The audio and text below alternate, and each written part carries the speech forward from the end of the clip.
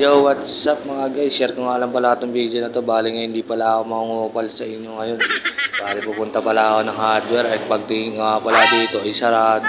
At medyo nagantay muna pala ako at tinimas ko muna ang aking buhok na kulot. At nagulat na lang pala ako ay dumating na pala si Koreanong supot. At speaking supot, panoorin nyo na lang pala sila sa Netflix.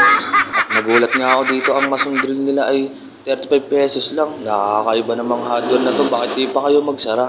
At dito nga ay sinukat-sukatan ko na pala yung sa gagamitin namin na frame. At nagulat na lang ako, bigla na lang binila ni Berting. At dito nga ay naglatag na rin pala ako sa baba at binatas-butas ko na rin. Sabi ko ay abot mo sa akin yung gunting. Ang inabot ba naman, guys? Ano ba naman yan? Iba talaga pag masakit ang ipin. At speaking ipin, papabunot niya na daw kapag ka masakit. Pero pag hindi naman masakit, wala namang naririnig na papabunot. Aray ko. At dito nga guys ay inilagay na pala namin ang isang patayo dahil dalawa na sila tumatayo dyan sa baba. Sabi ko nga sa kanya, hawakan mo naman para matulungan mo ako. Dahil hindi lang ikaw ang gustong mabuhay. Ito nga ay inuna namin sa baba at susunod na namin yung itaas. Kung ako ang gagawa, uunahin ko rin yung baba bago ang taas. At nagsukat na pala ako dito sa magkabilang mundo at ginawa ko na rin palang martilyo yung gunting.